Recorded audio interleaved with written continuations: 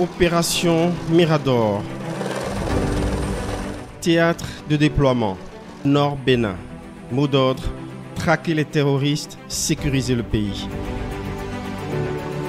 Dans le cadre de la sécurisation de nos frontières nord à travers l'opération Mirador, les personnels des forces armées béninoises ont été déployés sur le théâtre des opérations. Réputé pays paisible, la tranquillité du Bénin a été brutalement secouée le 4 mai 2019.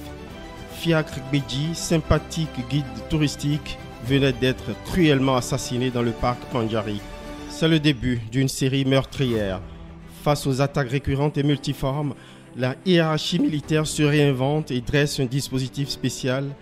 L'opération Mirador est née. Globalement, nous avons près de 3000 hommes déployés sur le terrain et leur mission consiste naturellement à s'opposer à toute infiltration des terroristes en provenance de là où nous savons que la menace est, du Burkina Faso et du Niger. Pour la première fois depuis son déploiement en 2022 au Nord Bénin, une chaîne de télévision est autorisée à descendre sur ces théâtres d'opération, en poule avec des reporters de guerre occidentaux. Première zone critique visitée, le Nord-Ouest. Alpha Kwara. Vous êtes ici au PC du sous-groupement tactique Interam Alpha Kwara. Nous sommes dans le parc W, hôte du gestionnaire et de ses agents très attentionnés, comme ils le sont avec les militaires détachés pour la mission antiterroriste. Les missions sont particulièrement des patrouilles pédestres, des patrouilles sur moto et des patrouilles motorisées. Restez serein. Quand vous voyez un animal sauvage, restez à distance. Leur mission dans ce parc, qui s'étend aux frontières, bénéficie du précieux soutien des Rangers, fins connaisseurs de ce paradis sauvage. Pour des raisons évidentes de sécurité, on taira les détails stratégiques susceptibles de profiter à l'ennemi. Sous la conduite du commandant de l'opération Mirador dans la Liborie, nous sillonnons des itinéraires de patrouille jalonnés de soldats.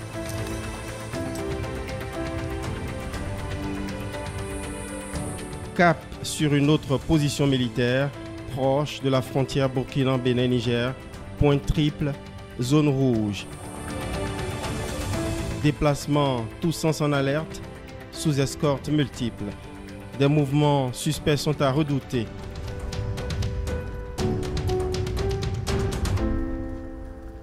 À ce pont, une halte s'impose.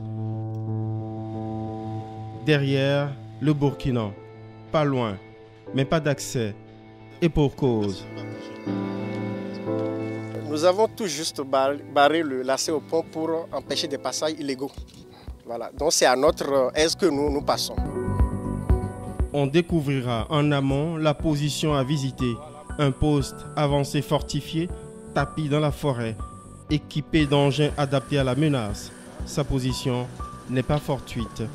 Elle relie de l'est à l'ouest le Bénin au Burkina Faso et débouche directement sur le point triple, qui est une position commune entre le Bénin, le Niger et le Burkina Faso.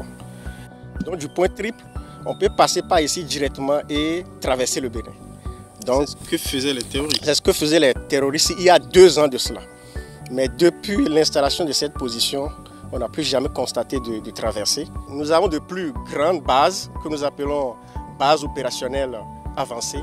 C'est celle-là que nous allons visiter tout à l'heure quand nous allons quitter cette position. Ces pistes qui serpentent à travers les végétations sont de potentielles routes de trafic et de crimes terroristes.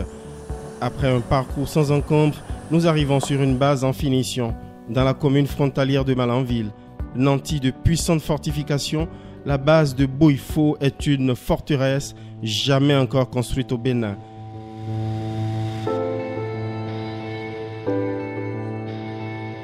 Quelques voisins en apprécient la proximité.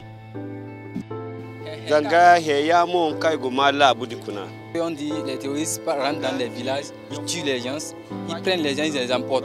Et encore aller au champ, être tenté de travailler, on vient les renvoyer. Toutes ces difficultés-là, on est fini avec eux, qu'ils ne sentent plus ces difficultés-là.